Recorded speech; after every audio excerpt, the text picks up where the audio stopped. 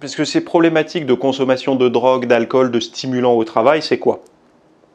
Si vous avez un travail qui est hyper prenant, si vous avez un travail qui vous stimule, qui vous occupe votre esprit à tel point que vous avez l'impression d'être dans un tunnel, dans un couloir, où seuls les éléments qui peuvent avoir un lien avec ce que vous êtes en train de faire vont s'allumer, vont clignoter autour de vous. Mais tout le reste est totalement mis radio silence, quoi. Il n'y a rien du tout. Cet état-là, c'est ce qu'on appelle l'état de flow. Alors, la meilleure façon de le décrire, c'est ceux qui ont déjà joué à un jeu vidéo et qui ont été totalement absorbés par un jeu vidéo. Ça a dû arriver à quasiment toutes les personnes de ma génération.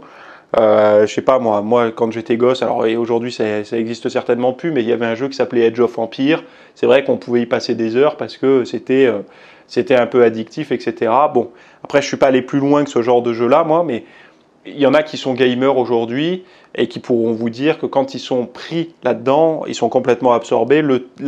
La relation qu'ils ont avec le temps change, leur niveau de concentration est hyper aiguisé, etc.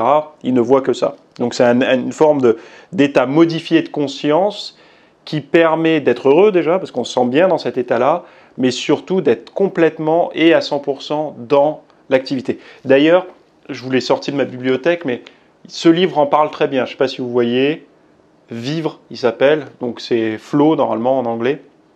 Alors j'aime pas le titre Vivre, la psychologie du bonheur, ça fait vraiment un truc à 2 balles sur le développement personnel. Ça n'a rien à voir avec du développement personnel, même si c'est catégorisé là-dedans.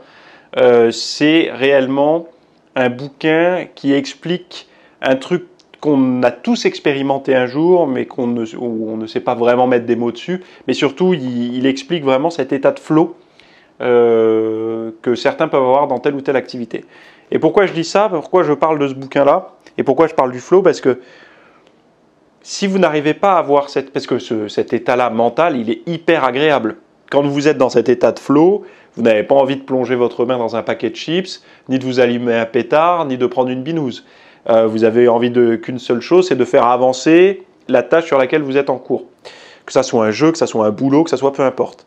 Et en fait, s'il y a cette augmentation des drogues et de la consommation d'alcool sur les lieux de travail, ou voire même pour les personnes qui sont en télétravail, ça montre bien que cet état de flow, donc de passion, d'investissement, on va dire au niveau cérébral, mental, dans la tâche qu'on est en train d'exécuter, n'existe pas. Et en tout cas, ce que ça procure à l'esprit n'est pas suffisamment puissant pour mettre la personne dans un état satisfaisant. Parce que les chiffres, c'est quoi? C'est 8,6% des salariés ont des difficultés avec l'alcool et l'addiction au cannabis, et en hausse avec 7% des salariés concernés. 41% des salariés et 47% des managers estiment que les addictions sont plus fréquentes en télétravail. Oui, ils estiment, en fait, ils parlent d'eux. Parce que personne n'est... Comment vous voulez savoir que c'est plus fréquent chez le voisin? En général, les gens n'y sont pas. Donc ils parlent d'eux quand ils disent ça. Voilà. Donc impact du télétravail. Le télétravail a aggravé la détresse et le sentiment de solitude de certains salariés.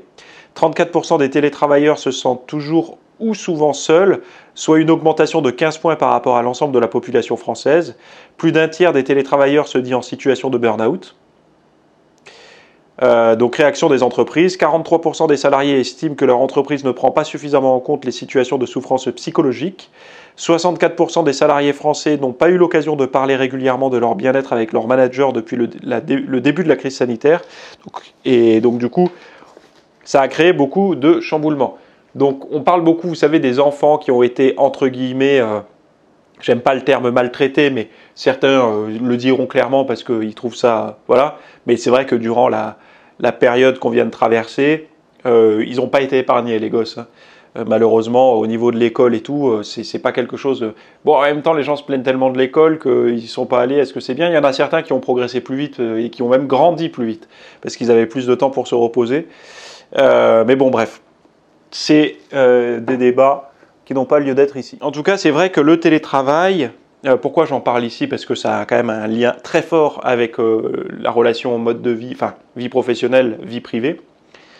Le travail à la maison, donc le télétravail, Merci d'avoir suivi cet extrait. Donc dans la version longue, je vais vous expliquer comment équilibrer la vie professionnelle et la vie privée, mais surtout les nutritions qui existent aujourd'hui pour éviter l'épuisement professionnel et le burn-out. Ça a été étudié, mais également comment... Alors j'ai plein d'exemples de personnes qui ont trouvé des méthodes pour éviter le burn-out ou sortir de l'épuisement professionnel avec plein de trucs, mais vraiment hyper précis, hyper concrets. Et ça a été publié dans la littérature scientifique. Je vous le partage là sous la vidéo extrait. Vous avez un lien pour y accéder et on se retrouve de l'autre côté. Je vous dis à tout de suite.